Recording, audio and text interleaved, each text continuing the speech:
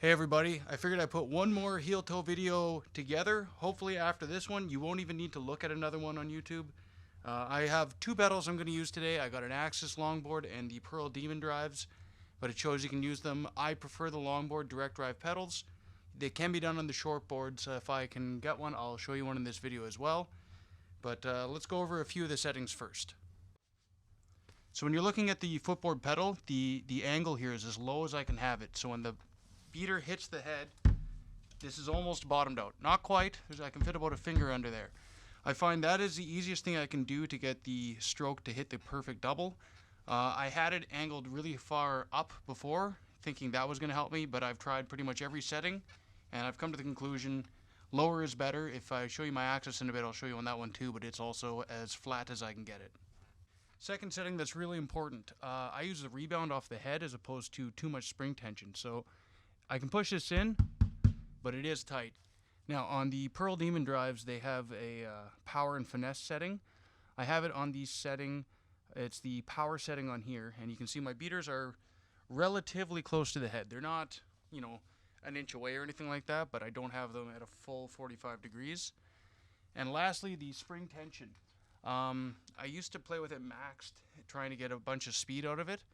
But I found using the rebound off of the head here and having a little less tension is perfect. I'm about, I'd say 2/3 to 3/4 maxed out.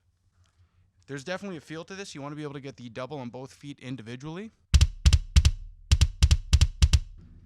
And as you can see, when I bring my heel down, my foot hits the pedal flat. And then as I'm continuing down, I kind of rock forward and tap my toe.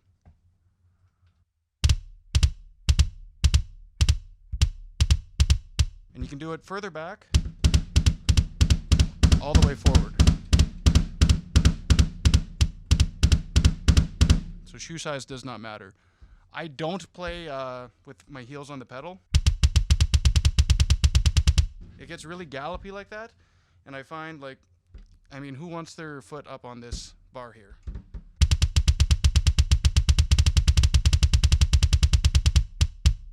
If you continue that motion and go back to about here, it's close. But here where I'm hitting with my heel, I'm not actually using my heel. It's flat, then toe. Another way to think of it is to drop your foot down and lift it up with your hip flexor, doing nothing with your ankle. I almost have it just by doing that. So once you can get it on both feet, now you can start working on doing just regular 16th notes. I'll try and slow that down so you can see it and work it up into a faster pace.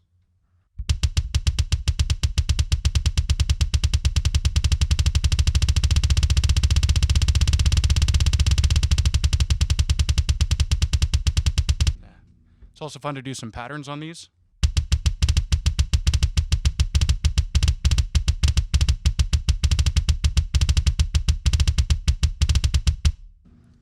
And yeah, you can basically work it into that. I don't have my full kit mic'd up, but if you're doing kind of a gallop just on a single pedal, so you're playing, you can do some quick doubles like that.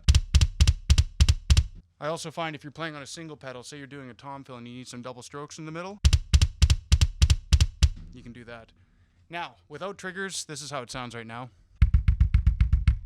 And for double strokes, so it's not amazing, but it's not the worst.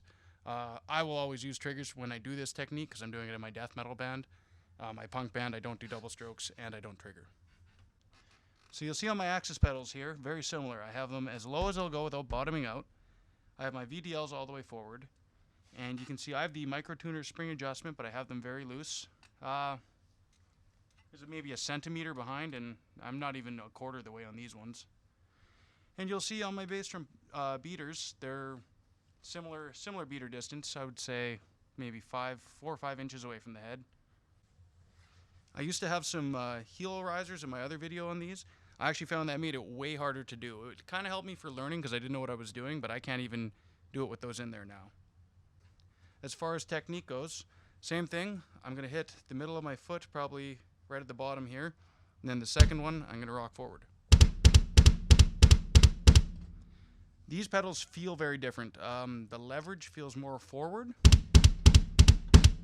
And it just actually feels pretty good. So let's try doing a couple 16ths. I'll start slow and go fast.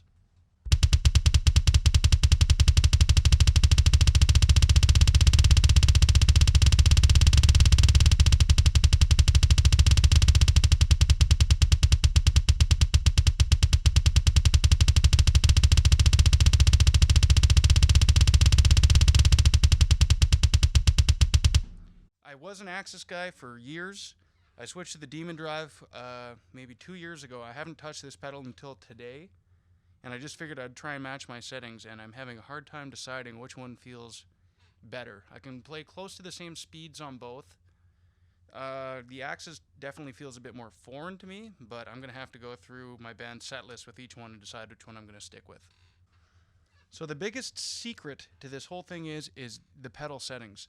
Some guys will probably be mad that I'm giving you all the things that they had to spend hours figuring out for themselves, but if I get on a set of pedals where the springs are cranked, the head's too loose, the beaters are too far back, or anything like that, it's hard to play this.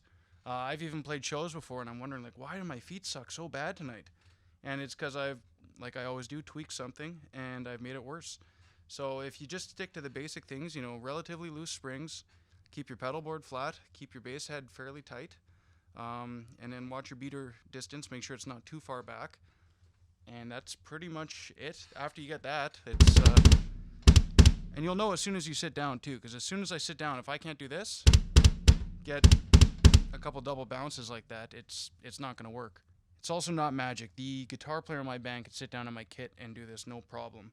You got to think, instead of doing, you know, super fast 16th notes, you're basically doing 8th notes, and that's all it is. So once your pedals are set up how you want them, you just get here and do some 8th notes. 1 and 2 and 3 and 4 and. It's really actually quite easy. One thing I found is the beater height makes a big difference. Right in here. If you go higher or lower, it'll change how much power it feels like the second hit will have, and it'll change the distance and time between the two hits. I've found I've had a gallopy sound before. It's like da da da da da da. You know, 2 hits are going too quick, and by adjusting the beater height, it's really kind of evened that out. And I've also found sometimes both pedals, because you got the linkage, are not always the exact same. I think on these pedals right now, my left pedal has a little bit tighter of a spring, and on the Demon Drives, the right pedal has a little bit tighter of a spring. And on these ones, this beater is actually back maybe a half a centimeter, just because I noticed when I was playing, because of the weight of this and everything, my 2 hits on this pedal would actually be too fast. So by tweaking the pedal beater distance and height, you can really get those evened out and have good consistent 16th notes. I never really try this under 200 beats a minute, but for demonstration, when you're going slow, you almost want to keep your ankle angled up like this, so it's flat with the pedal. My ankles are locked there, actually. I'm not even using my toe for the second hit. It's just kind of coming naturally from the way that pedal's bouncing.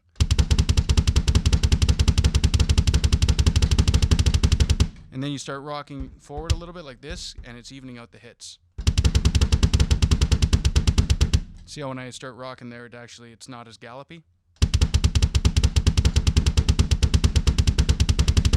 And that's another way you can control the gallop, is by rocking forward a little more and actually forcing the second hit rather than letting it just be a bounce off of the head. So there it is, the secrets of the heel-toe drumming. It's really just a little bit of technique and having your settings all lined up. You're probably going to want a trigger for this just because the bass drum doesn't sound as good when it's tight, and it is hard to do this really fast if your bass drum isn't tight. I have a few videos on the Roland TM2, the Alesis DM5, and the Roland TD20, and using these settings for this technique. If you like this video, feel free to subscribe or click like, and I'll try and make a few more of these videos for you guys to save you guys a bit of time and not spend so much time tinkering with your pedals like I've done.